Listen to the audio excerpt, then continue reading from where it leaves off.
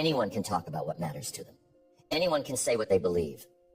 But the power of a purposeful life comes from congruence, from the quiet strength of someone who doesn't need applause to stay committed, from the daily decision to honor your own standards, regardless of whether or not anyone else is watching.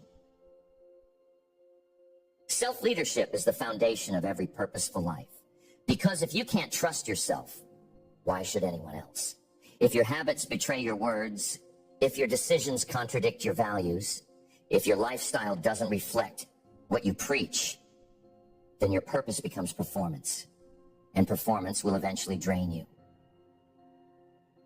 You lead yourself by choosing alignment over image. You say no to what looks good so you can say yes to what feels right. You stop chasing attention and start practicing discipline. You stay rooted even when no one's affirming you. Because purpose doesn't need to be seen to stay real. You don't need a title to lead. You don't need permission. You don't need a platform. You just need consistency, clarity, courage. The kind of internal rhythm that allows you to walk into a room without having to announce who you are, because your presence says it for you. Most people wait for the big opportunity before they step up. They wait to be recognized. They wait to be chosen. But purpose doesn't wait. Purpose leads now. Purpose makes the hard choice now. Purpose becomes the example now. And that's what separates people who drift from people who rise. If you want to live with purpose, you must become the kind of person who doesn't need supervision to stay accountable, who doesn't need pressure to stay focused, who doesn't need applause to stay committed. You become the person who builds a life that can be trusted, even in the dark. And yes, it will be hard. It will cost you. Because integrity means making the right choice when the wrong one would be easier. It means keeping your word when you're tired, showing up when you don't feel like it, choosing discipline over distraction, choosing alignment over validation.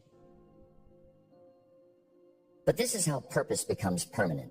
Not because you shout it from the rooftops, but because you build it into your habits, into your schedule, into the way you treat people, into the way you honor your own voice. When you lead yourself well, everything changes. Your confidence deepens. Your relationships strengthen. Your peace expands. Because now you're not carrying the weight of pretending. You're living real. And real is powerful. The sixth principle is to live with intention, not just ambition. Because ambition can get you moving, but only intention will keep you aligned. Ambition will tell you to go faster. Intention asks, are you going in the right direction? Ambition wants more. Intention wants meaning. Ambition pushes. Intention grounds. And the difference between a life that looks successful and a life that feels purposeful is often found in the difference between those two. There's nothing wrong with ambition. It's a beautiful thing when it's rooted in something real. But when ambition is detached from intention, it becomes restless. It becomes reckless. It starts chasing applause instead of alignment, status instead of service, results instead of impact. And that's when burnout happens. That's when achievement feels empty. That's when you get to the top of the mountain and realize it was the wrong one. Intention brings you back to why you started in the first place. It helps you make decisions with clarity instead of urgency. It helps you stay rooted when everyone else is sprinting in different directions. It keeps you connected to your core, so you don't lose yourself trying to win something that doesn't even matter to you. Living with intention means you stop chasing momentum for its own sake. You ask better questions. Will this choice bring me closer to who I'm becoming?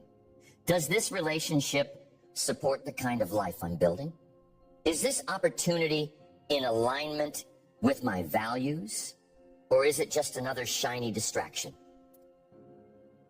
Most people don't pause long enough to ask those questions. They're too busy, too focused on staying relevant, too afraid that slowing down will make them fall behind. But purpose doesn't come from speed. It comes from clarity, and clarity can't be rushed.